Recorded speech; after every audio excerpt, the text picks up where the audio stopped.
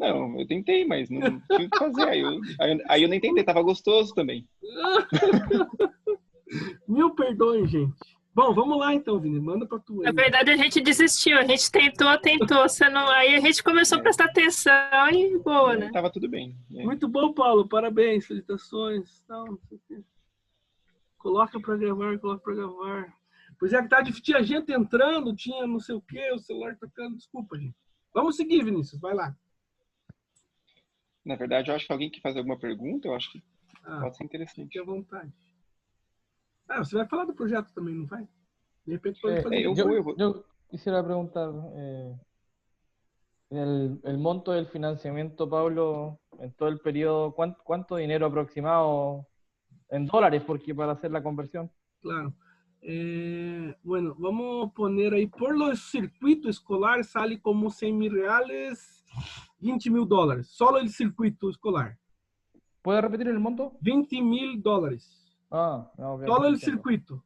Pero ahí tenemos todo. 3 o 4 profesores para el año, ¿verdad?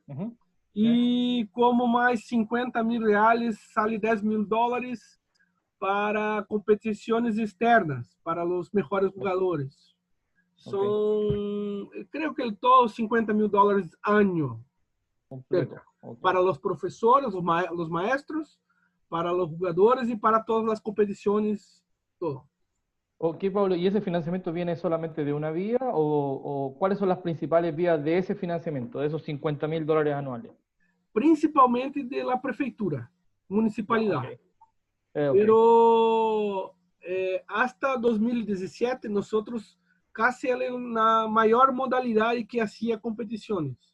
Entonces, a partir de 2018, que teníamos menos plata, hicimos el Caixa 2, con los profesores, con los padres, con los amigos, con las empresas parceiras, que me olvidé de hablar, ¿verdad?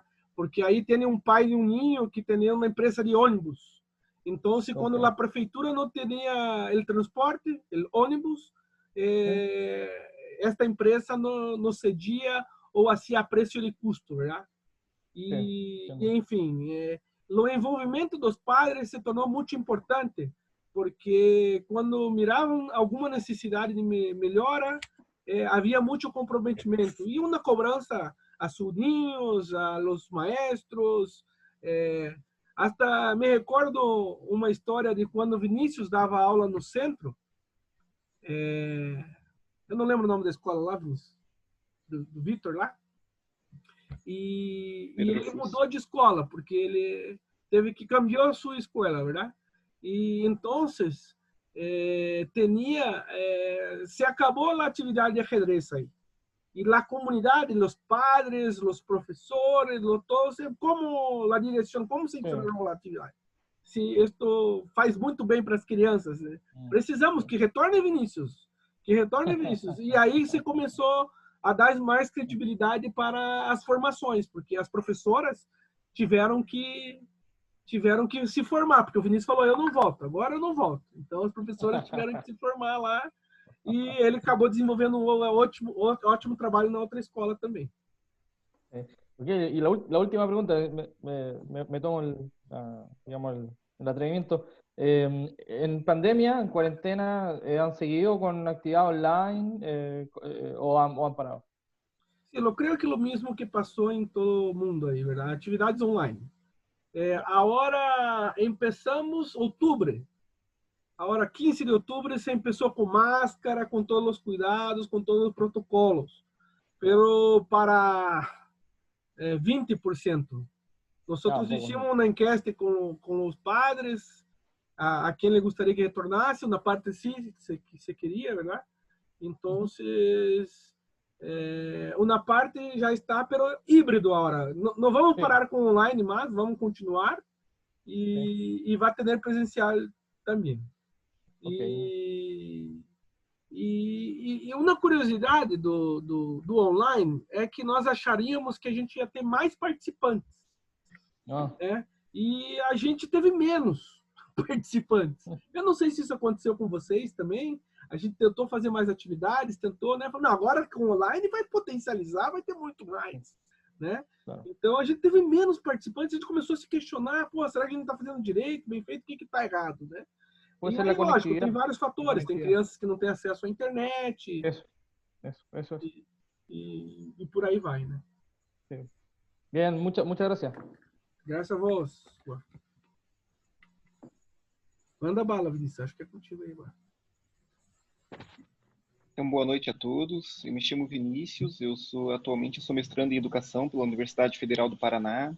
Eu sou pedagogo de formação, eu tive a oportunidade de fazer a formação continuada para o ensino de xadrez desde 2009, que eu entrei na Universidade Federal como pedagogo, e na universidade eu tive a oportunidade de fazer atividades de formação para diversos municípios. Eu tive contato com um pesquisador muito importante a nível nacional, está ajudando a coordenar, inclusive, esse projeto, né, em várias palestras, que é o professor Wilson da Silva. E desde que eu tive em contato com esse material, eu implementei atividades nas escolas onde eu trabalhei, desde o ensino médio, no magistério, e quando entrei na faculdade, já comecei a dar formação de professores.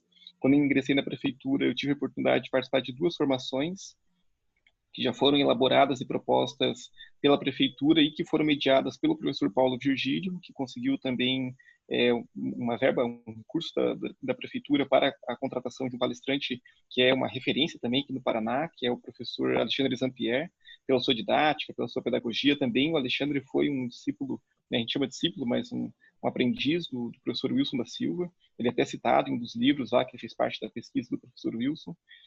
E eu já era pesquisador, eu já estava trabalhando com formação. Então, em 2014, eu fui convidado pela Secretaria de Educação para dar formações de xadrez. O Paulo me ajudou nessa mediação. E eu dei formação em 2014, 2015. E em 2017, eu ingressei, de fato, na prefeitura como coordenador da área de educação física e do projeto de ensino de xadrez no município. Nesse período eu tive um crescimento muito grande, tanto da experiência que eu tive como professora, né, à frente dos alunos, pensando didaticamente, propostas metodológicas, e quando eu fui trabalhar na secretaria, eu me tornei um disseminador dessas ideias. Mas eu descobri também que, e aí eu acho que vem a essência da apresentação que eu me propus a fazer, e eu peço desculpas porque eu perdi os slides, meu computador morreu nessa pandemia, eu usei para tanta coisa que ele pifou, mas aí eu perdi a apresentação. Mas, né, no resumo, né, o que eu estou me propondo a apresentar é o modelo da formação que nós construímos na Secretaria de Educação e em parceria com a Secretaria de Esporte e Lazer, e o Paulo teve a oportunidade de apresentar alguns braços das ações que nós realizamos, e uma parte do braço dessas apresentações, dessas formações, ele tem um eixo principal, que o Paulo já tinha iniciado em 2012, né, que é um eixo de uma formação única, em que os professores são professores generalistas, pedagogos, eventualmente alguns formados em educação física. A gente tem uma particularidade no município de São José, em que os professores que dão aula de educação física não necessariamente são formados na área, então são pedagogos, são generalistas, e mudam muito de área. Isso é um diagnóstico problemático, eu acredito que aconteça em outras redes. Então a gente tem uma descontinuidade, é um professor que se forma, que ganha, não todos, alguns escolhem, optam por ficar na educação física, mas alguns trocam vão atender a outro tipo de disciplina, e aí entra um professor novo. Então isso gera uma demanda contínua de reiniciar e começar um projeto desde o começo, do básico. Só que, por um lado, há professores que continuam e se desestimulavam de continuar nas formações porque começavam do básico de novo, o professor não tinha como avançar quando a maioria ou uma parte não tinha o conhecimento básico. E quando eu entrei, a gente potencializou esse projeto, tendo a oportunidade de oferecer uma formação em multinível, que eram 3 formações dentro desse modelo básico, onde a gente criou um currículo e tinha o nível inicial, onde tinha uma determinada formatação de jogos pré-enxadrísticos, né? A gente criou uma série de metodologias se baseando de novo em diversos materiais e livros. Um segundo nível que a gente apresentava, além do xadrez, diversas abordagens de como trabalhar o xadrez na escola e jogos diferenciados. E um terceiro nível onde a gente trabalhava com os professores de tecnologia, utilização de softwares para poder fazer programas de torneios dentro da escola, um xadrez avançado que a gente falava, então ensinava coisas para além do checkmate, né, estratégias, etc. E era um grupo um pouco menor, porque eram poucos professores que tinham passado por todos os níveis, e eventualmente a gente também ensinava alguns jogos mais avançados, porque dentro da Secretaria de Educação, o Paulo colocou isso de uma maneira muito interessante no slide sobre os objetivos, né? O objetivo da Secretaria de Educação não é necessariamente formar atletas, mas é formar para para o desenvolvimento cognitivo, para a garantia de direitos de aprendizagem do aluno. Então, diante desse cenário, a gente teve então esse primeiro modelo, que foi um plus, de uma formação que era apenas inicial e se repetia, para a possibilidade de um aprofundamento. Depois desse modelo de formação, a gente teve outros 3 modelos que foram muito interessantes, que um foi voltado para a formação em tempo integral. Nós atuávamos dentro de escolas que tinham educação em tempo integral, e aí nós formávamos todos os professores que eram 11 escolas na época, e além dessa formação sem loco, quer dizer, nós íamos até a escola, nós íamos com uma equipe do esporte e lazer também, que era mediada, né, eram estagiários, voluntários, pessoas do clube. Então a gente fazia um grande evento, uma grande festa nesse dia para os alunos, e paralelamente nós rendíamos uma série de professores, às vezes era uma equipe, às vezes eram 2, às vezes era 1, que fazia uma formação em loco, e aí eu tinha um tempo muito maior com esse professor, e uma atenção direta, e aí eu me revezava às vezes com o Paulo nisso também. Nós tínhamos a possibilidade de... aí o Paulo está até mostrando uma foto desse evento ali, de uma dessas reuniões, que ele já foi com um grupo maior. Então, nesse momento, a gente conseguia ter uma conversa mais particularizada com os professores. E isso potencializava muito a formação. Dava um grande... A gente conseguia tirar dúvidas, a gente conseguia, né? Enquanto, por exemplo, a primeira formação que a gente deu em 2017, a gente teve 105 professores na formação. Então, era um número realmente muito grande de professores e impossibilitava um diálogo como a gente conseguia nesse tipo de evento. E, paralelamente, então, esse era um dos eixos, a formação em tempo integral, e aí ele tinha 3 pilares. O primeiro era a formação em loco, o segundo era o rendimento dos alunos, então os alunos se motivavam, os professores viam acontecer as atividades, eles falavam, puxa, é possível, é gostoso, é interessante, as crianças agora ficam pedindo, agora eles querem, isso era um elemento interessante. E o terceiro pilar, que foi uma coisa muito importante que nós, nas avaliações detectamos, é que nós retornávamos para a escola. Então, quando a gente fazia um ciclo de formação e quando a gente retornava para lá, o professor se sentia, a gente avisava, claro, né, falou, a gente vai voltar para cá e tal, tem um calendário, o professor ele se sentia na obrigação de apresentar algum resultado para a gente, porque a gente perguntava, e aí, como é que foi? E isso dava um impulso ao professor de falar das suas dificuldades, e 90% dos casos, os professores apresentavam as dificuldades, avanços e não avanços, enquanto nas formações regulares, como era uma formação que era todos, era um grande número, muitos professores relatavam não ter conseguido, e relatavam dificuldades diversas, mas no tempo integral eles se sentiam menos capazes de falar isso, eles, né, traziam ali mais respostas sobre isso. Então esse foi um elemento interessante. Um outro elemento de formação foi a formação para a educação especial. Nós trabalhamos em 2018 e 2019 uma formação para alunos com deficiência visual e para professores. A gente trabalhou com professores e alunos, também no modelo similar, de render os alunos, e foi um projeto bastante interessante, na minha opinião, deu muitos frutos. A gente conseguiu, inclusive, aumento de participação de alunos desse público, né? E um desses atletas, inclusive, esses alunos começou a participar do Clube Xadrez Além da Visão, que é um clube aqui do Paraná.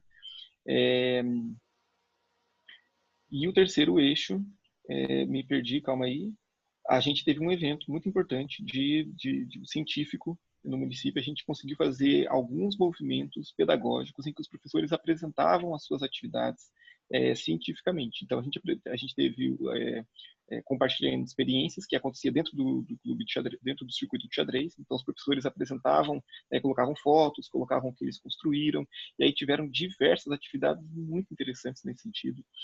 O movimento pedagógico ele influenciou, inclusive, o Dia do Xadrez na escola. Paulo estava comentando dessas escolas que são grandes e que é um evento dentro da escola, se a gente, né? E a gente fez um evento desse, era um sábado, aliás, era uma quinta-feira, e a gente atendeu 900 alunos na escola, com as carteiras, com tudo.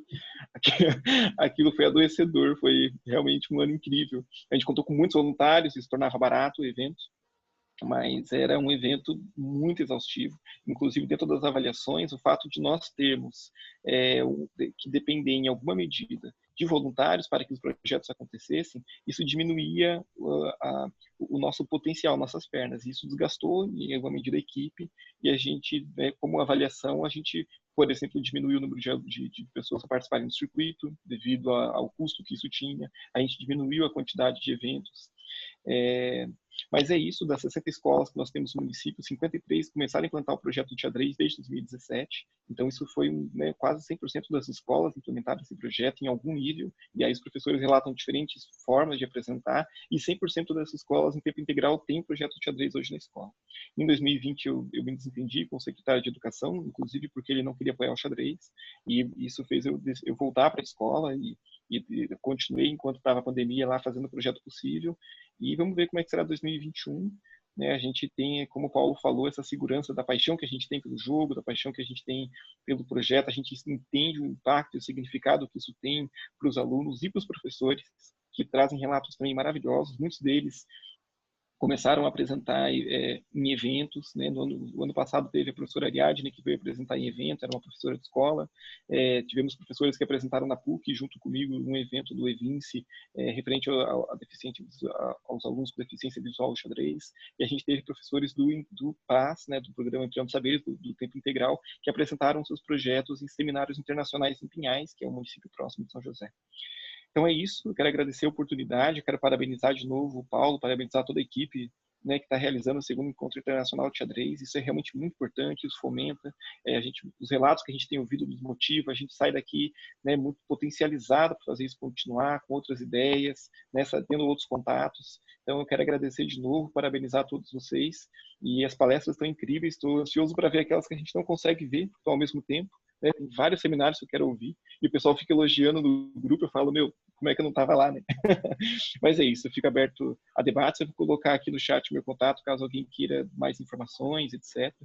E deixa eu só complementar uma coisinha, o Paulo conhece um aluno do Castro Alves, é o Brambila, ele agora é de maior, ele está com 18 anos, e ele se mudou para uma cidade do interior de São Paulo, e ele mandou uma mensagem pedindo projetos e tal, porque ele vai implementar no município lá. Então, assim como o Gustavo é esse cara que saiu desse lugar, a gente tem alunos que estão saindo pela formação, e isso é muito gratificante. Obrigado.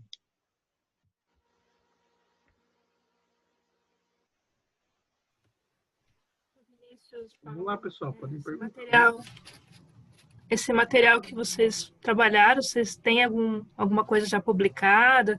Tem como a gente ter acesso a essas atividades?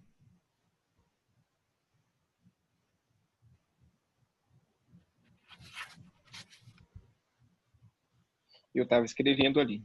A gente tentou publicar um livro dentro contando a história, mas também compilando todos os materiais, porque um elemento que teve dentro da formação continuada é que a gente conseguia achar dos professores que um pouco a gente repetia as produções que o mundo fazia, né? O mundo inteiro tem ideias similares, mas algumas coisas, na minha opinião, eram inéditas, eu nunca li em outros lugares, e eu comecei a compilar essas histórias, e principalmente material com deficiência visual, porque foi uma coisa que também a gente conseguiu fazer achados, assim, que esse do deficiência visual a gente elaborou um artigo, e tem um material compilado que é a base do livro, mas eu não conseguia, eu de novo saí da secretaria, não dando tempo de produzir, então tem 2 materiais que estão ali iniciados, e que a gente acabou não conseguindo implementar. E no mais, a gente tem projetos que a gente apresentou para a Secretaria de Educação, e lá tem cronogramas, tem sugestões de materiais, a gente sempre apresentou outros jogos além do xadrez nas formações e para os alunos, e isso a gente conseguiu fazer elencar tudo isso, colocar também algumas previsões de custos e tal, então isso a gente está enquanto projeto, mas ele ainda não, acredito que pela formação que o Paulo está tendo agora no mestrado, eu também como fazendo o mestrado, a gente vai potencializar isso, né, a nível acadêmico, etc., porque hoje ele é uma experiência de gestão. Eu acho que ele é um material interessante, mas ele está cheio de lacunas. Eu olhando para ele agora de novo, eu vejo que é um material que, claro, eventualmente pode surgir de ideias. Até o Paulo comentou, numa das imagens lá, o prefeito de Arapongas, ele veio conhecer o nosso projeto e ele conhecia a partir das notícias. Então, na notícia, a gente acabava linkando tudo que a gente fazia. Então, projeto X funcionava assim, projeto tal. Então, o que a gente tem é um pouco disso. É um compilado meio jornalístico, meio de prestação de contas, e que eu acho que ele não dá conta de... Não é um material organizado nesse sentido, que tem estofo, que tem, né? E fora isso, também tem uma lei, né, Paulo, de incentivo ao xadrez, que foi elaborada em Ponta Grossa, que eu acho que é um material interessante. Também eu acho que poderia compor um projeto para secretarias, para prefeituras. Né? Mas a lei obriga, né? A lei obriga o xadrez na escola, e até a experiência que a gente teve em São José dos Pinhais, com a secretária de Educação na época, a gente queria implementar a mesma lei. Só que ela, muito humana, né? Ela falou, olha, não quero nada imposto, né? Vocês vão fazer a formação, fiquem à vontade. E isso a gente viu que, comparando com outras cidades que foi imposto, né? Como o Vinícius falou, e a formação do Vinícius ou do Alexandre Zampier, muito motivadora. Então, quem trabalhou com xadrez foi optativo, trabalhou porque quis, porque viu os benefícios, porque acreditou, né? No outro caso, que é obrigatório, você, como qualquer outra atividade, tem pessoas que não têm afinidade, que não acreditam, que não gostam, e elas acabam eventualmente passando um efeito negativo para as crianças. Não todo caso, mas pode acontecer, né? Não está motivado para trabalhar com aquilo, existe uma tendência de não causar o efeito que pode causar com uma pessoa mais motivada, né? E esse ponto que o Vinícius falou foi o estupim, né? Eu até não coloquei o dado lá dos outros anos, porque, veja, eu tirei um monte de slide ainda assim, tomei um tempo danado.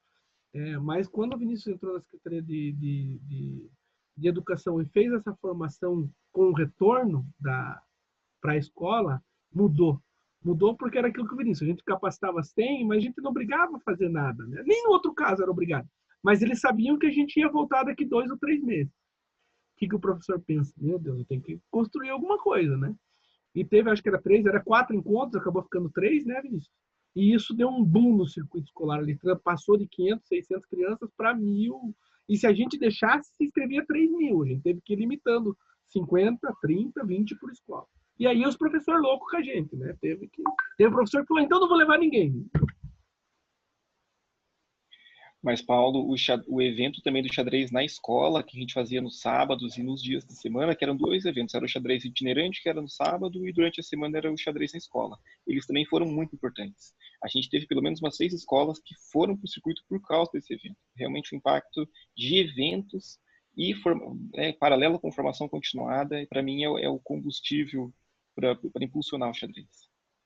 Legal. Porque a gente teve que parar porque trocou a gestão e a gestão não queria que fizesse atividade no sábado.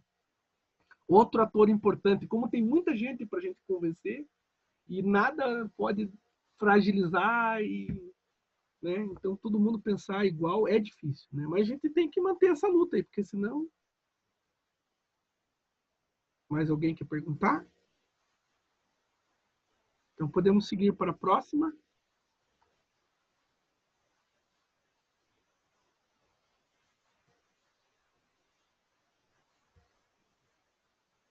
Pode perguntar, Juan. Fique à vontade. Eso. Una pregunta breve. A su juicio, Vinicius, ¿cuál es la principal dificultad para entrar en la, digamos, en el corazón, digamos, en el corazón del profesor y en la mente del profesor, para que termine aceptando el ajedrez y convenciéndose de que los beneficios son múltiples en lo cognitivo, en lo socioafectivo también, en el mejoramiento de la conducta y el autoconocimiento? Lo que nosotros sabemos, pero ¿cómo se hace para convencer a los profesores que no necesariamente saben jugar ajedrez desde antes o su conocimiento es derechamente nulo? ¿Cómo hicieron aí para convencer? Obrigado pela pergunta, Juan. Na verdade, o professor ele já está convencido disso, Juan. Existe esse conhecimento, eu acho que é um termo, na verdade, negativo disso, já me vem a palavra.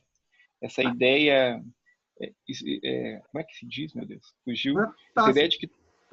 Tácita. Essa ideia tácita, obrigado, Paulo. De que o xadrez ele desenvolve conhecimento e os professores todos têm esse conhecimento. Isso não é um desafio, esse não é o desafio. O professor está convencido. O problema e o grande desafio é o professor ele sente que isso é um algo a mais. Então, quando o professor ele vê que na prática dele ele vai ter que ter um novo domínio, ele vai ter que... Isso causa uma ansiedade e o primeiro movimento dele é de rejeição. Então, o que nós apresentamos foi metodologias muito cativantes, e o xadrez ele tem isso, mas quando a gente apresenta a metodologia e a gente conversa com o professor, a gente apresenta planos de aula, a gente apresenta sugestões, e o professor se diverte no processo, porque o nosso processo não era de um slide, era de a gente fazer a vivência, era de a gente construir a dinâmica com eles, e quando eles se empolgavam, ele falava, gente, vocês perceberam o quanto vocês estão se divertindo? Olha quanto a gente está dando risada, olha quanto está sendo legal. A gente quase não falou de xadrez, então, né, não é essa coisa burocrática e tal. E aí, tem professores que já têm um domínio do xadrez, E esses professores, então, não têm o domínio da metodologia, mas o professor que não tem nenhum domínio do xadrez, ele também se sente incapaz. Ele fala, não, mas isso não é para mim. Eu não tenho paciência, né? Quando ele começa a perceber que essa dinâmica o afeta e ele está se divertindo, ele fala, puxa, mas isso é legal. E aí eu coloco isso também como meta para ele. Falo, professor, veja, a gente está aqui, a gente saiu de um encontro e a gente se divertiu. Eu quero que o seu aluno se divirta, a gente não está preocupado em formar atletas. Né? Esse é o trabalho do clube. Então, quando a gente... E aí o professor depois, ele se convencia disso, ele ia para a atividade, aí ele voltava no outro encontro brigando comigo, né? Brigando com os formadores. Eu, professor, você falou, né, tudo isso foi divertido, mas agora estão me cobrando mais e eu não tenho como dar informação. E agora eu não sei se ele me fala umas coisas, eu não sei se está certo ou está errado. Né? Então, era muito engraçado de ver o professor convencido, iniciando e sentindo a dificuldade do algo mais. E aí a gente ia aos poucos avançando, o professor vinha com interesse muito maior por conta disso. Porque depois que ele inicia, e nós sabemos disso, né, e vê aquele boom, vê aqueles alunos motivados, animados, ele volta para a gente e fala, professor, foi muito legal. Eu tive muitos professores que, antes da data do seu próximo encontro, me procuravam na secretaria e falaram, professor, estão me pedindo mais, eu não lembro, então não ficou claro, então o que mais eu posso oferecer?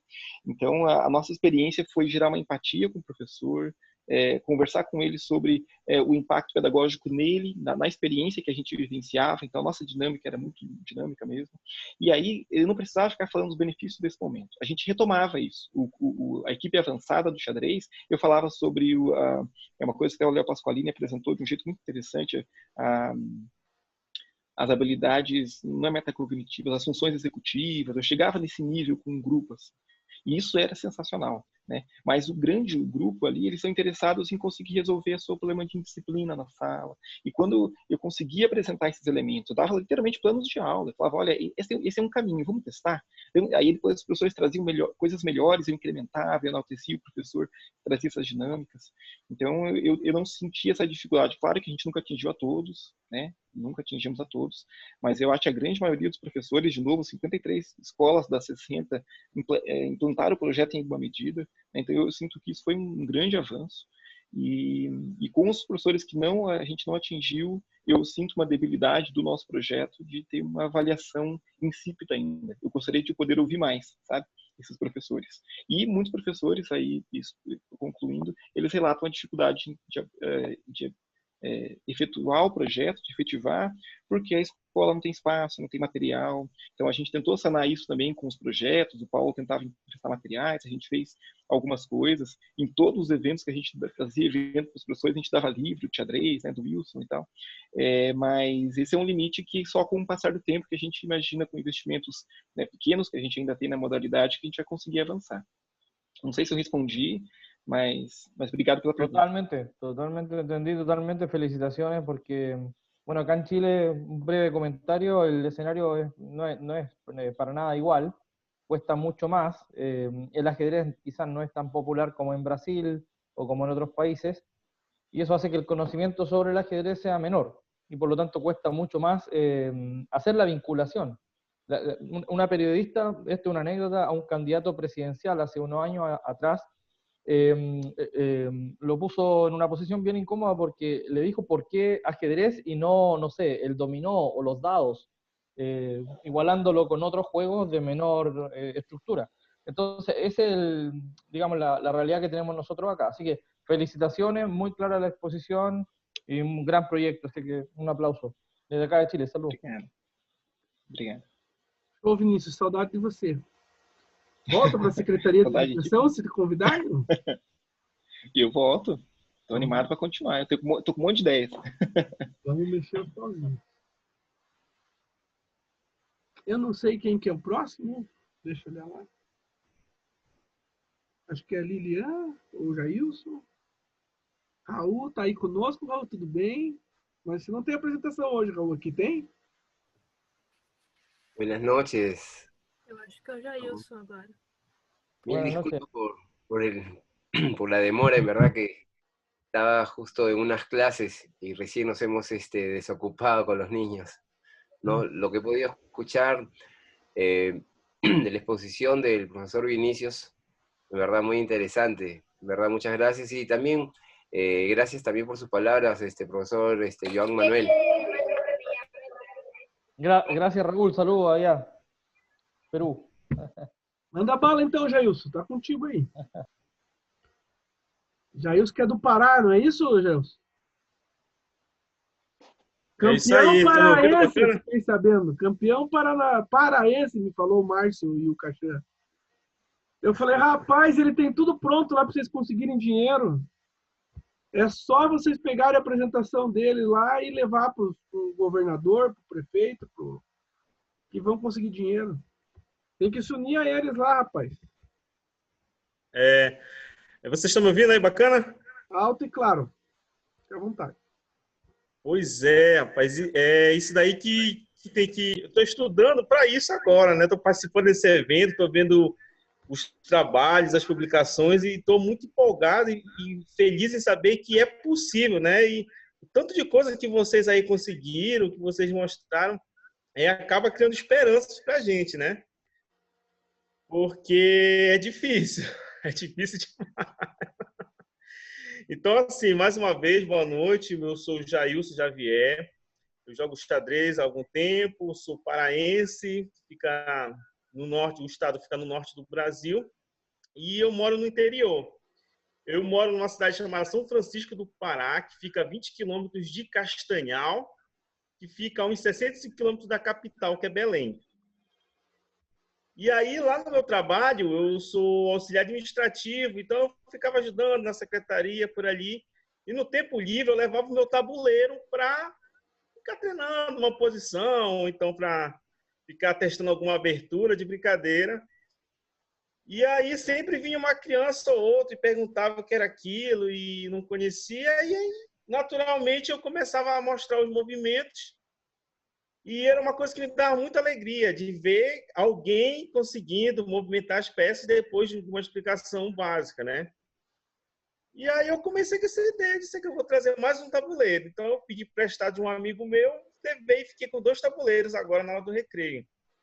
E automaticamente o número de pessoas curiosas para saber o que era aquele jogo, como funcionava, aumentava também, dobrava. E assim eu comecei a levar 3, 4, até que eu cheguei a uns 5 tabuleiros. E lá onde eu ficava cheio de gente, o pessoal não queria mais às vezes ir para a sala, acabava o intervalo, queria ficar lá com a gente. O pessoal do Mais Educação às vezes queria ficar lá também. Quando acabava a aula, o pessoal queria ficar jogando também. Eu disse que tem uma demanda aqui e eu preciso fazer alguma coisa. Apesar de não ter conhecimento de como funciona, de como elaborar um projeto assim e atuar de uma maneira mais formal. E eu disse, eu tenho que fazer uma coisa, porque eu fui ajudado pelo xadrez dessa forma. Então, eu conheci o esporte através de uma ação social, de algum voluntário que, na sua época, teve a ideia de fazer um projeto, levar para a escola. E eu conheci assim. Então, eu digo, eu tenho que fazer, eu tenho que dar meu retorno à sociedade agora, né? Então, eu fui ajudado. Eu descobri um caminho para viver, então eu acho que eu posso oferecer isso para algumas pessoas. E foi aí quando eu conheci essa senhora aqui, a professora Helena. Ela não era praticante, ela não jogava xadrez, só que ela tinha várias ideias e várias ações na escola dela, que era uma escola diferente da onde eu trabalhava. Era da rede estadual. E ela disse, olha, poxa, tu não sabe algum projeto, algum jogo, alguma coisa que eu queria implementar aqui no meu projeto da sala de leitura. Aí foi quando caiu a ficha. Eu disse, olha, eu sei jogar xadrez, eu gosto de jogar xadrez, eu tenho uns 5 tabuleiros, eu acho que a gente pode ensinar aqui. Não, a gente pode agregar o seu projeto. Eu disse, é ótimo, então vamos fazer. Só que completamente voluntário, só com 5 tabuleiros, a gente fez um projeto simples, básico, mas o objetivo era ensinar as pessoas que estavam um tempo ocioso, que podiam ir lá para a escola praticar. O que é legal é que não era restrito aos alunos da escola dela, era aberto para a comunidade. Por causa disso, a gente teve que mudar para os sábados, porque no dia de semana a sala de leitura era usada pela escola, então às vezes dava conflito de atividade. Só que aí no sábado ficava longe para a gente tinha que ir, que trabalha, estudo, o cara fica cansado. Mas sempre que eu pegava meu livro xadrez básico e todo o meu sistema e ficava olhando assim, eu tenho que mostrar isso aqui para alguém, porque eu entendi o básico, então eu consigo fazer. Então, não, a gente decidiu, a gente vai, dia de sábado, a gente vai usar esse tempo que a gente tem para estar ajudando as pessoas. E aí eu creio que foi um sucesso, principalmente porque eu fiquei feliz, ela ficou feliz e o nosso público ficou feliz. A escola que a gente implementou o projeto fica numa zona periférica da cidade de Castanhal, um bairro chamado Jaderlândia. É considerado um bairro violento, que tem um índice de criminalidade elevado. A gente tem vários alunos que estão em situação de risco, vulnerabilidade social, tem várias dificuldades. E a gente ficava feliz porque, de alguma forma, a gente estava ajudando essas pessoas. Eram jovens, eram crianças, tinha adultos no meio também. Então, foi quando a gente conversou com a diretora e ela cedeu o espaço, a sala de leitura, para a gente fazer o projeto lá, dia de sábado. Já falei isso aqui. No título desse trabalho, eu coloquei assim, companheirismo, superação e desafio. Porque o companheirismo ele veio dessa parceria, né, entre mim e a professora Helena.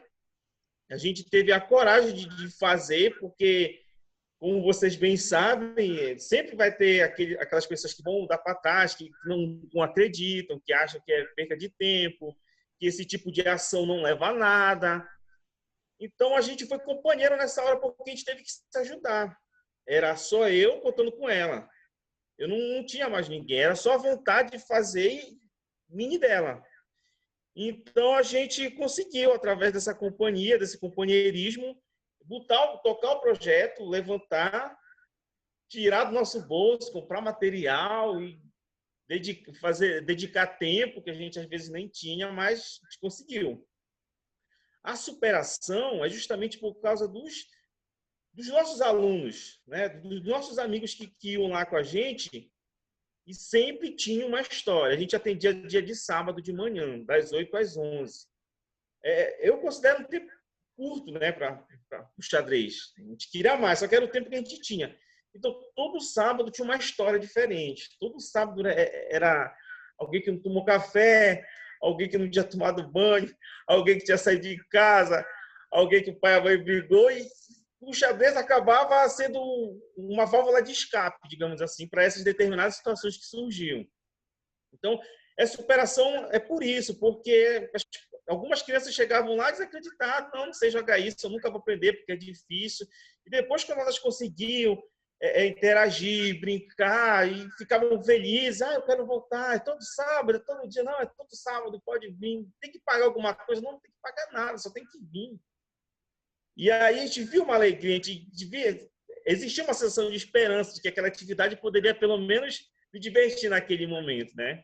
E o desafio, porque foi um desafio mesmo, a gente teve que comprar o material simples, que esse material que eu esqueci o nome agora, mas ele é inferior àquelas peças Stout, aqueles modelos oficiais, mas são completamente, na minha opinião, adequados para incentivar o xadrez, né, para fazer iniciação ao esporte. Os tamanhos são parecidos.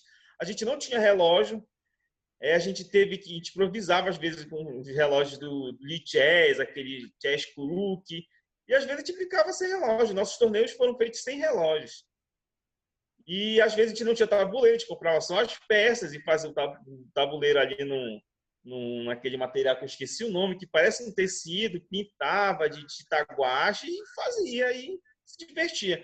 O importante era a construção que a gente estava fazendo com as crianças, porque o pessoal vinha, além de jogar xadrez, vinha para ajudar. Então, tinha que colocar uma mesa lá fora e queria limpar o espaço.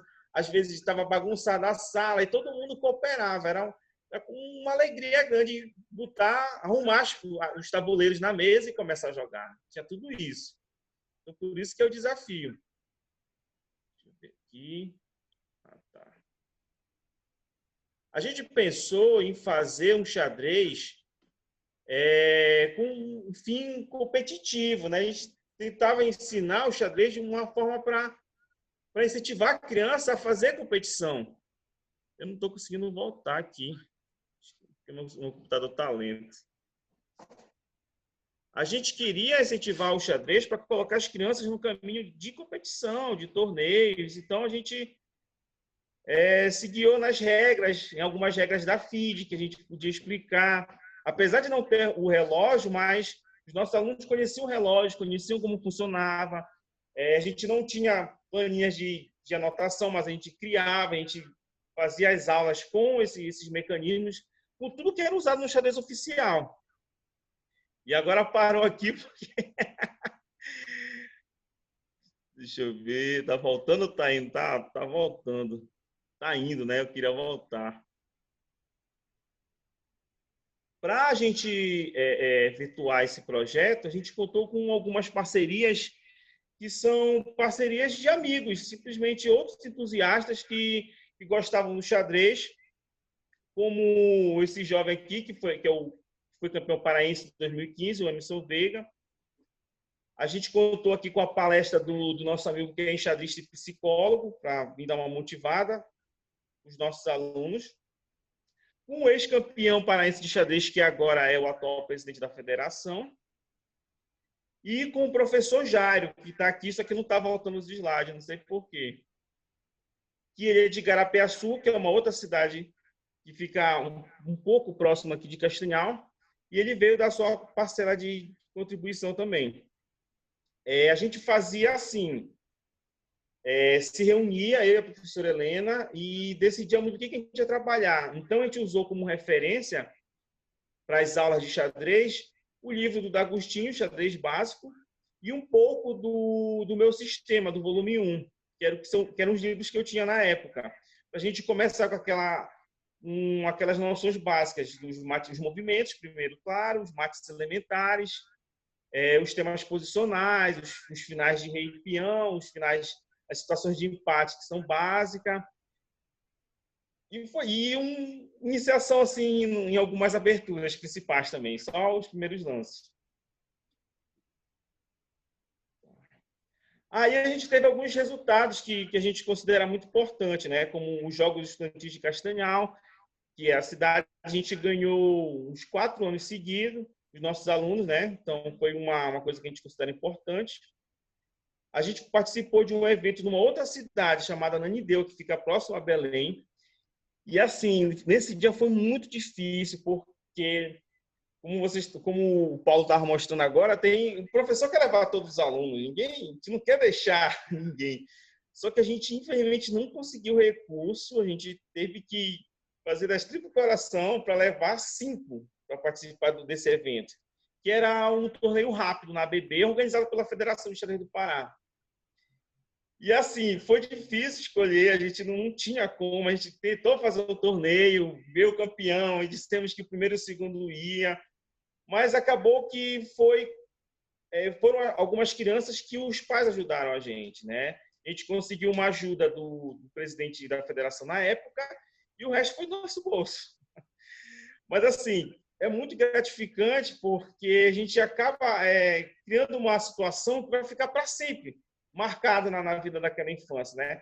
De todos os alunos, mesmo os que não puderam viajar com a gente, mas fica alguma coisa. O Rubem Alves, que é um grande educador brasileiro, uma pessoa que eu gosto muito de ler, ele fala que a gente deixa um pouco da gente quando a gente está ensinando. Então, eu acredito, e traz, né, para quem a gente está ensinando, a gente traz um pouco também, porque eu acredito que o conhecimento é construído nessa relação. Vai e volta, né? Cada um põe um tijolinho ali e a construção acontece. Então, é muito gratificante a gente ver que a gente está contribuindo de alguma forma. Teve um aluno que foi com a gente participar de uma competição no centro da cidade, porque assim, esse bairro da nossa escola é um pouco distante.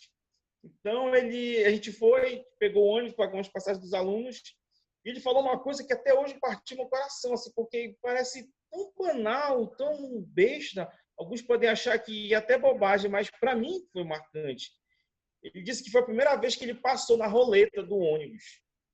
Então, assim, aquilo me doeu, sabe? Eu fiquei com uma tristeza. Eu tenho que continuar fazendo isso, porque olha só o que nós estamos proporcionando para essas pessoas. Assim, eu fico emocionado quando eu penso nisso, porque Se não fosse o xadrez, se não tivesse alguém que tivesse me ensinado, que tivesse dedicado tempo para eu poder conhecer esse esporte nobre, eu não estava aqui falando, eu não estava aqui participando desse momento, não estaria aqui mostrando para vocês um pouquinho do que a gente tentou construir. E aí, não sei o que eu estaria fazendo. Com certeza eu ia ser uma pessoa infeliz. Hoje eu sou mais feliz com isso. A gente também fez uma oficina com os professores com esse mesmo intuito que vocês tiveram de capacitar o pessoal, de criar um incentivo maior para trazer novos alunos. E assim, foi bom e foi ruim. A parte boa é que quando chegavam novos alunos, a gente acolhia de braços abertos e ficava feliz. Só que tinha uma hora que não tinha tabuleiro para todo mundo, e essa coisa de ficar esperando um para sair, depois jogar o outro, não dá, porque acaba atrapalhando às vezes na aula. Só que é muito importante fazer a capacitação. Quanto mais pessoas aprenderem, é melhor.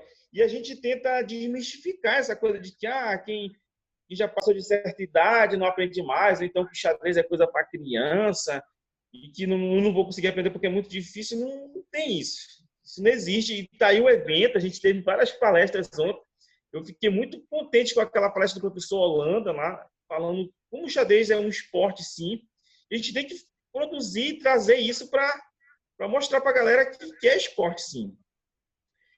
Esse meninozinho aqui jogando com esse homem é uma cena que me marca muito, porque ele tinha medo de jogar com adulto. Ele achava que ele só tinha que jogar com criança da idade dele, tinha 7 anos. E foi legal porque, não vou jogar o torneio. E começou a querer criar casa. Eu tenho medo, tipo assim, achando que não ia conseguir vencer, não poderia mostrar o que ele sabia. E ele foi e fez muito bonito. E quando ele ganha de um adulto, foi a maior festa. A gente bateu o pau e abraçou ele. E assim, de novo, aquela sensação de satisfação, de gratidão por estar fazendo aquilo, porque uma criança feliz, assim, eu acho que aquele brilho no olhar, assim, não tem preço, não tem nada não tem salário que vai conseguir me dar tanta alegria quanto isso. Então, eu trago isso aqui para vocês. Bom, gente, tem muita coisa para eu aprender, para a gente levar para lá. Esse evento está me ajudando muito nisso. Eu tenho que me organizar mais na questão da elaboração do projeto, na questão de produção mesmo, de aula, e correr atrás de recursos para trazer mais material, arranjar espaço. Mas eu acredito que é assim, eu tinha que tentar de alguma forma, né? E eu fiquei meio receoso de trazer essas apresentações para esse evento por causa da simplicidade, que eu achava que não era bom o suficiente para ser mostrado aqui. Felizmente, eu quebrei a cara, porque eu estou me sentindo muito orgulhoso de estar mostrando o meu trabalho assim, porque foi uma mudança de vida. Então, eu vejo o trabalho de vocês, eu vou tomar como referência, vou tomar como inspiração para alavancar aqui as nossas atividades no xadrez e fomentar, difundir, construir mais. Eu estou contente em participar por causa disso. Então, é isso. Qualquer coisa, estamos aí. Ailson do céu, rapaz, você... Sabe o que eu estou vendo em você? Eu estou vendo você, o professor Vinícius aí do Pará, rapaz. Sabia? Esse menino, ele transformou... O xadrez muda vidas, cara. Ele transformou o nosso projeto aqui. Ele já saiu. É bom porque senão ele escuta que eu puxo muito o saco dele. Mas... E ele mudou. Ele tá escutando. Mas a hora que ele saiu da escola, os pais todos foram lá brigar com o diretor. Tem que ter o projeto de xadrez aqui. Não, eu não volto. Agora já estou no outro, já comecei em outro lugar, então adorando lá, eu estou curtindo, né? Rapaz, a escola foi obrigada a começar a ter atividade de xadrez. E do jeito que você está cativante, meu amigo, eu não tenho dúvidas de que você vai transformar o xadrez do Pará aí, tá? Alice Alcachã, eu não sei se você pegou minha apresentação ali, uma parte, eu acho que em todo cidade, estado, país que quiser desenvolver o xadrez, ela precisa controlar todos esses atores, tá? O principal, na minha opinião, é conseguir unir educação e esporte. E tem que cuidar, porque tem prefeitura que, por conta de questões políticas, o prefeito é de um partido, o secretário de educação é de outro e o de esporte é de outro. E eles não se unem, não se potencializam. Parece uma coisa boba, mas eu tenho experiência no estado de prefeituras que têm tudo para ser gigante, mas por conta de uma briga política, eles não se unem para fazer isso. E, cara, tá lindo, a história como você conta é linda, e eu queria te fazer uma pergunta.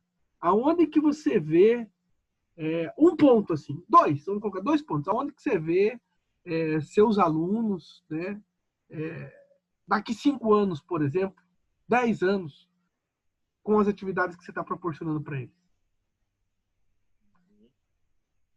Bom, a gente tem esperança, né, de que isso fique, que aconteça uma transformação que possa ajudá-los a evoluírem como pessoas, né, que eu acredito que o esporte pode ajudar a fazer isso. Então, daqui a 5 anos, eu vejo essa galera sendo filiada à nossa federação, participando de torneios CBX. Eu espero, por que não? Por que não? Vai haver algum mestre FIDE, algum mestre internacional aqui no nosso meio. É essa experiência que eu tenho. Essa esperança que eu tenho, perdão. Eu fiz o curso de hábito para ver se ajudava, para trazer para eles novas coisas. Estou participando desses eventos aqui, eu quero produzir mais sobre isso, ler mais sobre isso, para estar impulsionando. Para daqui a 5 anos a gente estar vendo essa galera jogando um nível considerável, vendo essa galera ensinando outras pessoas, ensinando a nova geração, né, participando de atividades esportivas, sem ser o xadrez, mas outros esportes intelectuais ou não, e indo para frente.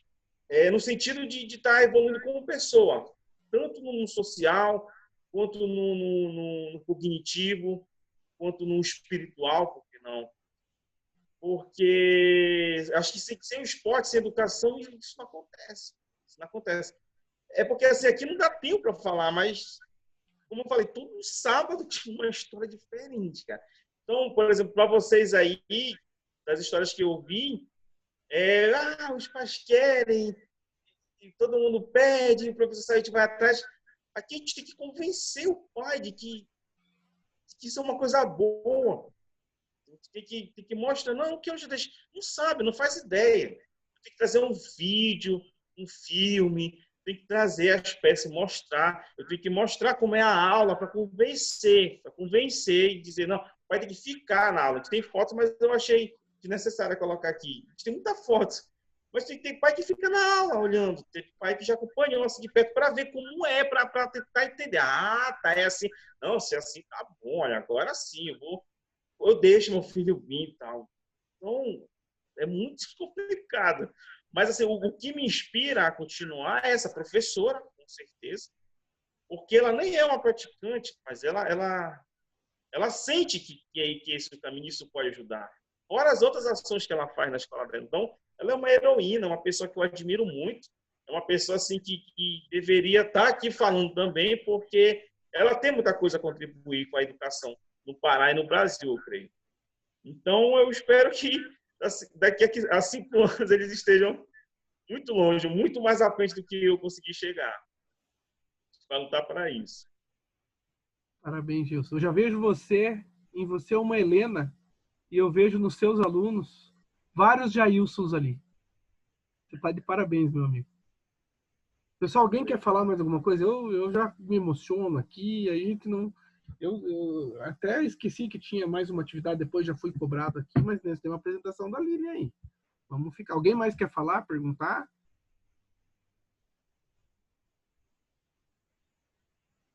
Então manda bala, Lilian. Obrigado, Jailson, está de parabéns.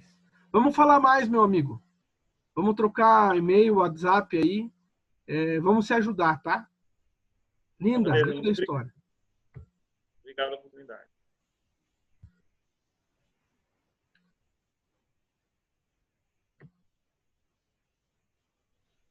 Não está aberto o microfone, Lilian. Obrigada. Estão me ouvindo?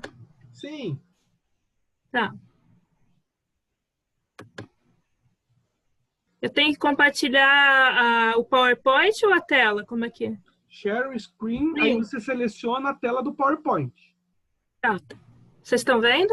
Sim. Sim. Só falta você maximizar agora. Tá joia. Pessoal, eu sou a última, mas eu gostei de ser depois... Tá, Lilian? Vontade aí, tá? Use o teu tempo. Tá. Eu gostei de ser depois do Jailson, porque o meu segundo slide vai fazer um link com a apresentação dele sem a gente saber.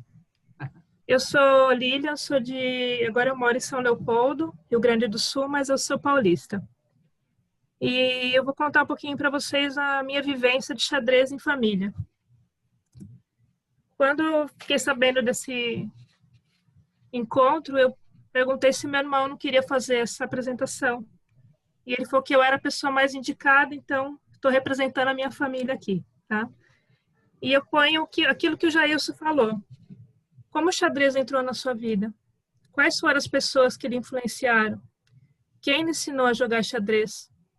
Como é que você criou o gosto por esse esporte? Eu acho que todo mundo, como o Jailson falou, todo mundo tem uma pessoa, algumas pessoas que fizeram a gente ser o que a gente é hoje e estar nesse encontro. E aqui eu trago um pouco a história da minha família. Essa senhora é minha mãe. E aqui eu tenho meus 2 irmãos que todos jogam xadrez, tá? Minha mãe já é falecida. Eu aprendi, assim... o xadrez entrou na minha infância, na minha primeira infância. Eu sou a mais nova de 3 irmãos. E com 4 anos eu me lembro de pedir para os meus irmãos para poder montar o xadrez, o tabuleiro de xadrez. Então eu esperava eles acabarem a partida relâmpago, porque eles gostavam de jogar várias partidas relâmpagos no final de semana, e a minha função era montar o xadrez a cada partida. E eu me sentia a pessoa mais importante do mundo, porque eu tinha 2 irmãos e quem montava o tabuleiro para cada partida começar era eu. Então, assim, para mim não foi difícil, ninguém me obrigou a gostar de xadrez, porque eu já nasci numa família que respirava xadrez. E quando eu estava com 6 anos, a minha mãe foi minha professora da primeira série. E a minha mãe, na hora do intervalo, em vez de subir para ficar na sala dos professores, tomando um cafezinho, minha mãe punha todos os tabuleiros de xadrez e ensinava os alunos a jogarem. E nós tínhamos um aluno, um amigo, que tinha paralisia infantil. E essa pessoa era muito revoltada, porque não conseguia jogar futebol, então queria brigar com os outros meninos, né? Então, minha mãe começou a ensinar o xadrez, principalmente para ensinar esse menino. E ele se tornou um grande xadrista e mudou o comportamento. E alguns anos depois, a gente encontrou com essa pessoa, com esse moço, e ele falou assim: Dona Edione, a senhora não sabe o que a senhora fez na minha vida. O que foi o xadrez na minha vida, né? E então, para falar, antes de eu nascer, meus irmãos são 8 e 9 anos mais velhos que eu, então meus pais compraram um tabuleirinho e ensinaram meus irmãos a jogarem. Ficaram uma noite inteira lendo as regras para que os 2 jogassem. E logo eles começaram, na adolescência, já começaram a disputar pela minha cidade, que é Campo Limpo Paulista, interior de São Paulo. E depois de alguns anos, eu minha mãe e mais 3 meninas, né? Integramos também a equipe feminina de xadrez de Campo Limpo. Então, nessa época, meu primeiro regional, meus jogos regionais foram com 9 anos de idade, e nós ganhamos uma medalha de bronze. Ela falou, uma de bronze, mas para uma cidade que não tinha nenhuma medalha em nenhum esporte, aquilo era uma medalha de ouro. Nós voltamos sendo aclamadas como as meninas do xadrez. O prefeito queria saber quem é que tinha conseguido a primeira medalha da cidade. Depois dessa vieram algumas outras de bronze e até uma de ouro também. Mas aquela primeira, acho que tinha mais valor do que a de ouro. Porque com isso que aconteceu, as pessoas lá da cidade queriam agora se interessar pelo xadrez, né? Foi criada então a primeira escolinha de xadrez e ficou aberta por mais de uma década. E muitos enxadristas se formaram ali, se tornaram bons enxadristas, e muitos alunos das escolas também aprenderam. E a minha mãe foi a responsável para dar essas aulas, e ela dava de forma voluntária. Lembrei muito do Jailson, porque eram todos os sábados, das 8 ao meio-dia. E ela fazia isso porque ela acreditava que por meio do xadrez era possível ensinar. E percebia como professora que o jogo ajudava principalmente na matemática. E recomendava aos seus estudantes. Então, se alguém chegava lá, por que eu vou aprender? Olha, é muito bom na matemática. Você vai ficar bom na matemática. E aí o tempo passou, né? Eu vim morar aqui no Sul. Agora eu tenho 3 filhos. E comecei em 2017 um projeto que eu intitulei como Xadrez Lance a Lance. Então, esse está parado esse ano por causa da pandemia. Vi vocês falando de aulas online, mas aqui não deu certo. Durante esses 3 anos passaram 120 alunos por essa atividade. Não que continuaram os 3 anos, né? Mas vários alunos ficaram 1 ano só, 2. E a faixa etária é entre 6 e 12 anos. E ele visou, além do ensino das peças também, trabalhar com a conduta esportiva e da pessoa.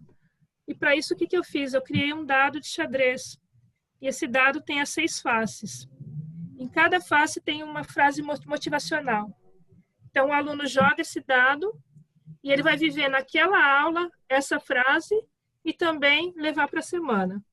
Então, aqui tem as frases, né? O peão é ser o primeiro a tomar uma boa iniciativa. O bispo é dar ajuda a um colega que precisa. O cavalo é saltar os obstáculos, fazer as pazes com o colega. A torre é saber esperar, ter atenção. A dama se alegrar com as suas vitórias e com a dos outros também. E o rei é ser leal e justo para com os outros, sempre. Então, isso me ajudou muito nas minhas primeiras aulas. Então, o que eu observei? Que com a utilização desse dado, era possível que os alunos entendessem melhor as regras conceituais, como, por exemplo, peça tocada e peça mudada. Alguns alunos tinham grande dificuldade de aceitar a derrota. E com esse dado, eles conseguiram trabalhar essa frustração, porque eu falava se alegrar, se tirava o propósito da dama, se alegrar com as suas vitórias, mas se alegrar com as histórias do outro também. Então, era uma forma de trabalhar. E trabalhei também a empatia, o respeito e a honestidade. Que principalmente os iniciantes, eu peguei essa peça. Não, eu não peguei. Você pegou. Então, trabalhar, né? Ser leal e justo como um rei. Então, eu preciso falar, você pegou mesmo? Você não pegou? Então, vamos fazer da forma certa, né? E aqui tem algumas fotos dos meus alunos. Aqui são nas aulas, os campeonatos que a gente fazia, né? E aqui foi numa simultânea que o enxadrista Leandro Pena veio dar simultânea para eles e depois estava explicando que cada um tinha acertado, que tinha errado, os erros comuns, e eles estavam aqui. Então, o que fica para mim? Né? Eu vejo que o xadrez continua na minha família. Meus 3 filhos estavam entre esses 3 esse grupo, né? E que eu e meus irmãos, em cada cidade, a gente continua dando essas aulas de xadrez e dando esse ideal de vida, né? Que o xadrez é capaz de melhorar a vida dos alunos, tornando-os mais reflexivos e atentos, não só ao jogo, mas na vida como na sua integralidade. Eu percebo que muitos alunos, assim que iniciam, eles querem treinar com a família. Então, acabam que os pais vêm aprender, os irmãos, então vão criar outras bonitas histórias de xadrez em família. E aqui eu deixo uma homenagem à minha falecida mãe, né, que deixou esse legado aos meus irmãos, a Milton, Hilton e a mim. Então, era isso que eu queria falar e eu agradeço muito. Aqui são os 3 sites que eu procurei os dados. Então, a gente já tem dados sobre a paz, dados sobre a terra, esporte pela paz, que são o que me ajudou a ter essas frases para poder fazer o dado do xadrez. E aqui é uma foto de um aluno que o pai foi para um museu e tirou a foto desse xadrez e me mandou. E era isso, pessoal. Muito obrigada.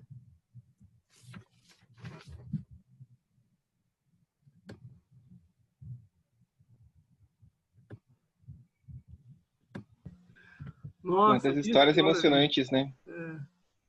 Manda bala. Eu gostei de falar depois do Jailson, porque eu acho que ele me motivou mais ainda a falar, né? Porque realmente cada um tem uma história, né? Eu acho que vocês também. E se a gente está aqui hoje é porque a gente acreditou nessa história e a gente vai tocar para frente, né? Eu acho que é bem isso daí. Obrigada. Transformando vidas, né? E em todas as histórias aí é muito bonito isso, e a gente tem que levar, tem que mostrar, perder a vergonha, e quanto mais pessoas ficarem sabendo, mais vão tentar, né? Aqueles que eventualmente desanimem no meio do caminho podem voltar. Aqui a gente tem diversas experiências dessas, né? E tem garotos lá da área da vulnerabilidade lá que a gente não adianta salvar um dia, a gente tem que salvar todo dia eles do que eles vivem, né? Então, tem gente que já não está lá, foi para outra área, talvez pior ou melhor. A gente não sabe como foi, mas incutiu nele um pouquinho do que é esse jogo, do que ele é capaz de fazer. Então, é muito motivador ver isso tudo acontecer. Você é de onde, Lili? Eu, na verdade, eu sou aí de São Paulo, sou de Jundiaí, mas estou morando em São Leopoldo, Rio Grande do Sul, faz 10 anos já. Virei gaúcha. Ai, que legal. É perto de Porto Alegre ou não? É grande, cidade pertinho, grande capital. Fica uns 40 minutos, mais ou menos. E o pessoal da federação aí ajuda vocês de alguma forma? O César? Então, na verdade, eu que não procurei ainda. Agora, com as suas ideias para o Jailson, também vou começar a procurar. Para ver como é que... Para levar essas crianças para os torneios, que é isso que incentiva, como o Vinícius falou, né? Não só ficar nas aulas, mas incentivar o jogo. Tem que procurar, tem que ir na prefeitura, tem que ir na Secretaria de Educação. Eles podem fechar a porta para você 1, 2, 3. Vão dizer, não, faz um projetinho para mim aí. Paulo, hoje eu aprendi a ser insistente como você. Ficar 3 dias em Brasília esperando, eu acho que... né? Não, foi 2. O segundo ele me atendeu, mesmo. Mas era 11 horas da noite, o segundo, né? E aí tive a reunião com o ministro no outro, porque eles viram que eu ia atrasar minha passagem. Eu falei, não, tudo bem, eu vou atrasar a passagem. Já vim até aqui, né? E tem que ser, gente. E às vezes é falar para o outro, né? Eu lembro, o nosso projeto começou em 2011, eu não consegui colocar ele desde o começo, mas eu lembro que começou com o início das aulas, atividades. E eu lembro que eu ia tentar fazer reunião com o secretário, com alguém para fazer o pedido. Eles, legal, bacana e tal. E eu, motivado, louco, feliz, igual vocês estão aí, pô, isso me cativa. Mas o secretário, às vezes, tem várias histórias parecidas de outras modalidades e, às vezes, é difícil para ele, né? Mas também, não sei se vocês escutaram o que o Cariston falou da UDESC, que às vezes a gente tem que mostrar para fora do nosso meio. Eles dão valor, né? O pessoal que está fora dá valor, e o cara fala, putz, eu tenho que dar valor para o meu pessoal aqui de dentro, né? Então, cada vez mais atores que envolvem, eles cativam o motivo. Vou te contar de hoje, que aconteceu hoje, Vinícius, escuta. A gente começou uma atividade num outro polo aqui hoje, que hoje não, algum tempo, na Praça da Juventude, que tem várias atividades. E aqui tem duelo de rap. Não sei se vocês conhecem, né? É o duelo de rap. O pessoal fica cantando, eu fico 3, 4 horas fazendo duelo de rap. E eu conheci o organizador desse duelo de rap aí. E ele falou, vamos fazer com xadrez. O próximo tema tal vai ser o duelo de xadrez. Eu falei, não, então só se a gente puder colocar um torneio de xadrez no meio e tal. Mas será que o pessoal joga xadrez? Já apareceu outra. Eu jogo e não sei o que e tal. A turminha que estava ali na atividade tem. Não, eu já falo para meus colegas da minha escola lá que eles também participam. Então, a gente marcou, tá? Para dia 12 ou 13 de dezembro, vai ser a atividade final do nosso programa. Lá, o duelo de rap, que o tema vai ser xadrez, ou seja, o pessoal vai ter que ficar duelando sobre xadrez. E eles vão terminar uma meia hora antes do duelo para começar o torneio de xadrez daí da turma lá. E a gente vai dar brinde, vai desenvolver e tal. Mas o que aconteceu? A gente envolveu um outro cara de outra atividade que se animou e tal. Não, legal, vamos fazer. E, né, o Gustavo, que é o nosso professor que está nessas outras atividades, que saiu do projeto, era um aluno do circuito escolar lá, né? É um novo Jailson já, né? Ele, né, assim como a Helena passou por Jailson, né, passou por Gustavo, e isso vai de geração em geração, gente. Isso multiplica de uma forma que não tem fim, é uma pirâmide de vidas que a gente vai mudando.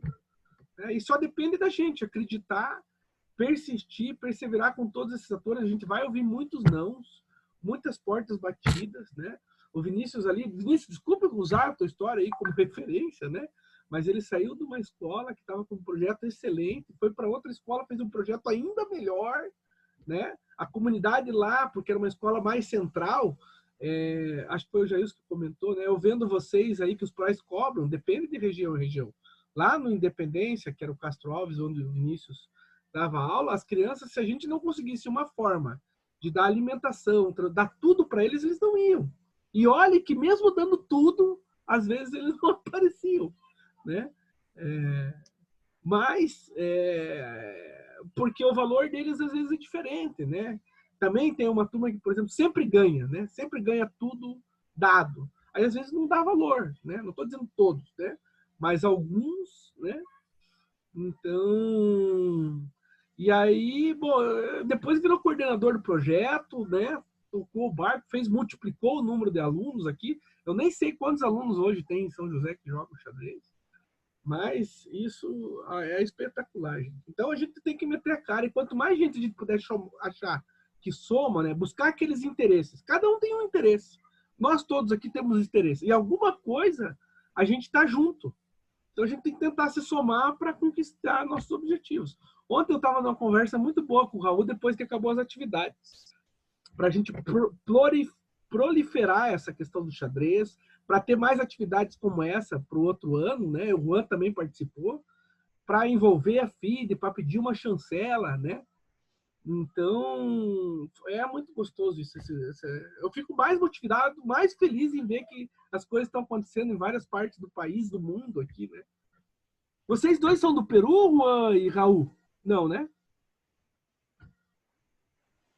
Acho que o Juan é do Chile. ¿Perdón? Os dois são do Peru? Sí, sí, de Perú, de Lima, Perú. Cara, o Peru tem uma coisa que eu não sei o que é. Como que vocês conseguem dinheiro para ir para os eventos de rendimento, aí ficar 10 dias, né?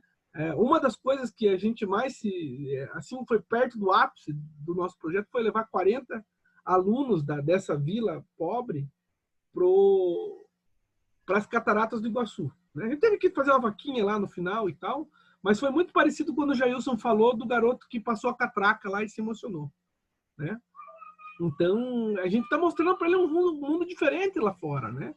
Talvez ali vivenciar drogas, a violência, né, alcoolismo na região que eles vivem lá, né, de vulnerabilidade, é porque não conhece outros mundos, né? Então, oportunizar isso para eles.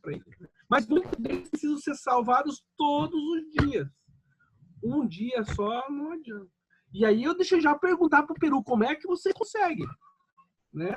O Juan falou que quantos mil dólares está dando lá o projeto de vocês, mano? Parece que é muito mais de 50 mil dólares e aqui menos, né?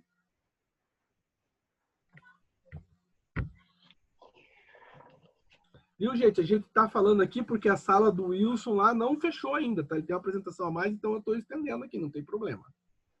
Muito obrigado a profesora Lilian, muito obrigado. Pablo, siempre agradecido con ustedes y ayer en verdad también estuvo muy linda la charla y tengo un cariño muy, muy grande para Brasil, ¿no? Mira. Essa é outra já. Ele tinha me mostrado uma outra ontem. Ele está com outra hoje. Sí. No, yo quisiera solo decir que me he llevado, digamos, una tremenda impresión por la cantidad y calidad de los trabajos. Lamento no poder estar en todas al mismo tiempo, pero me voy a dar el trabajo de ver cada presentación, porque son muchas y seguramente en las que no he podido observar habrán cosas que me impactarán también. Felicitar a Brasil porque están haciendo un trabajo tremendo. Son equipos muy, digamos, articulados, por así decirlo. Y hay una brecha muy grande con respecto a lo que está haciendo mi país. Yo en este minuto, da un poco vergüenza decirlo porque, por la envergadura y el tamaño, la escuela que yo dirijo y la que dirigí anterior son las únicas que han tenido ajedrez educativo en el ámbito escolar, de manera formal, articulada como un proyecto, con ripios, con precariedades, pero como proyecto, con un objetivo claro. Pero no hay más. Yo he intentado llegar a autoridades, digamos, del mundo político o del ámbito administrativo, y lamentablemente no tienen, digamos, la visión de que el ajedrez pudiese servir como acá todos estamos convencidos. Así que lo que me queda es seguir bregando y tratando de aprender de experiencias más desarrolladas como las que tienen ustedes y en otros países. He podido hacer vínculos también con muchos amigos de España y de otros países. Poder aprender y con el tiempo aspirar a que aquí en Chile también sea algo más masivo. Joan, discúlpame que te interrumpa. Raúl. Allá en Chile tengo varios amigos, entre los cuales está el profesor Raúl Molina. Sí, gran amigo, lo conozco porque somos de la misma zona. Así es. Y también el profesor Leo, que con su programa Leo Ajedrez. Leo Palma, sí. A Leo Palma. No, con Raúl, te digo, nos une una amistad desde 1992. Y siempre he visto allá en Viña del Mar, pues hace un trabajo muy bueno en los colegios y en las universidades, ¿no? Claro. Sí, yo lo conozco, somos de la misma generación y de la misma zona, o sea, jugamos cuando éramos chicos, después él se fue a Viña y yo actualmente estoy en el sur, en Concepción. Pero a lo que me refiero, porque quizá para que no me malinterpreten y que esto no opaque a mis colegas, Raúl y Leonardo hacen un trabajo interesantísimo, pero son pequeños proyectos dentro de las escuelas, o sea, no es una asignatura, no es con profesores, o sea, no... Es Raúl con un trabajo muy bueno y el Leonardo Palma, pero no hay un equipo, no hay profesores. Entonces, cuando me refiero a que somos los únicos acá, en esta escuela que yo dirijo y en la anterior, es que ha sido un poco lo que han mostrado ustedes, es decir, a través de otras personas. Eso en Chile es una excepción, y por eso mismo Hilardo, que es un periodista destacado en Argentina, hace unos meses atrás me entrevistó por lo mismo, porque le llamó la atención que en Chile, que él está pendiente de todo lo que pasa en el ajedrez educativo en el mundo, apareciera una escuela que no tenía en su radar, haciendo, digamos, un ajedrez más formal y con un objetivo pedagógico claro, ¿ya? No tanto la formación para la competencia o para los circuitos, sino que la formación como para el desarrollo de habilidad y ajedrez como para la vida, ¿no?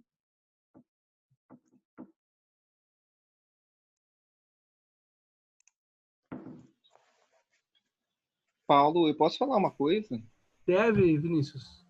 Temos tempo, faz 5 minutos que a última palestra do Wilson começou agora. Então pode falar, então mais uns 5 minutos. Não estamos perdendo a mesa redonda, tá? Pode ficar tranquilo. Ah, tá. Então.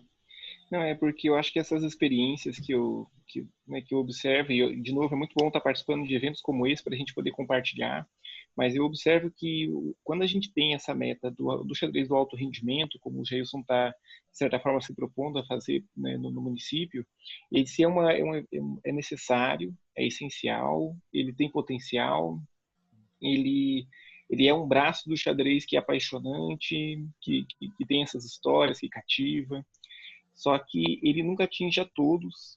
E quando a gente olha para esse cenário, para esse horizonte do alto rendimento, e isso em qualquer esporte, ele em alguma medida é desestimulante, porque para você ser o melhor, realmente é alguma coisa de um nível de sacrifício, de um nível, né, até numa das palestras aqui, acho que foi do Gobet, ele estava apresentando que apesar do investimento e energia, existe algo a mais que vai diferenciar aqueles que serão alto nível, né, que serão os melhores.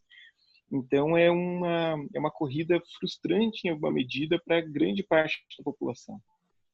Sim. E, por outro lado, isso não quer dizer que o xadrez não traga benefícios, e aí todo mundo já sabe disso, a gente está no grupo que está aqui por isso. Aí eu acho que o foco que a gente começou a desenvolver desse xadrez pedagógico, desse xadrez terapêutico, que eu acho que também é uma abordagem muito interessante, ele potencializa o xadrez aí para a grande massa, porque o nosso objetivo deixa de ser a melhor equipe, de ser o melhor jogador, e passa a ser todos nós sermos melhores, todos nós potencializarmos nossa capacidade, nosso aprendizado, nosso entendimento. Então, eu acho que essa meta, ela é necessária também. Não descarta a outra de novo. A diversão, a alegria, o que proporciona o xadrez de alto rendimento, ele é inegável, ele une famílias, ele traz a história como a da Lilian, ele é um lugar de muito potencial. E, inclusive, o potencial do conhecimento, do aprendizado, da cognição está nesse alto nível, de uma maneira que a gente não vai encontrar quando a pessoa aprende apenas o básico, né? Só que o aprendizado do básico, ele nos insere numa cultura. o aprendizado do básico, ele nos abre portas, ele potencializa para que as pessoas que estão ao redor valorizem os profissionais, valorizem os mestres. Toda vez que a gente se aproxima de uma arte, quando a gente aprende a tocar um instrumento, por exemplo, a gente valoriza mais quem toca, porque realmente é algo difícil. Então, quando a gente massifica, a gente potencializa o xadrez do alto rendimento por outra via. Então, eu acho que é necessário um esforço paralelo. É necessário o esforço daqueles que vão implementar políticas públicas para o ensino do xadrez. É necessário o esforço daqueles que vão motivar e vão eventualmente gerar lucro, vão gerar recursos, vão gerar, né, uma parte econômica, vão gerar visibilidade. E é necessário aqueles que vão fazer o xadrez despontar, né, criar novos Magnus Carlsen da vida, que vão ser poucos, mas eles também são importantes, eles também são mitos, né? Então, eu acho que a gente precisa abranger o nosso espectro e, de novo, eu enalteço esse evento. Eu acho que esse evento ele olha para tudo isso, de alguma medida, e a gente tem que aprender a colher essas experiências e aprender a somar também atores, porque a gente também tem o nosso potencial. Né? Eventualmente, alguns de nós temos uma grande habilidade, então a gente tem que ser multiplicador e encontrar aqueles que vão ser capazes de abraçar outras áreas, de abraçar com paixão. Né? Então, de novo, eu e o Paulo, a gente se apaixonou pelo xadrez, né? E se encontramos lá numa secretaria, se encontramos numa prefeitura, e isso potencializa o projeto, é natural.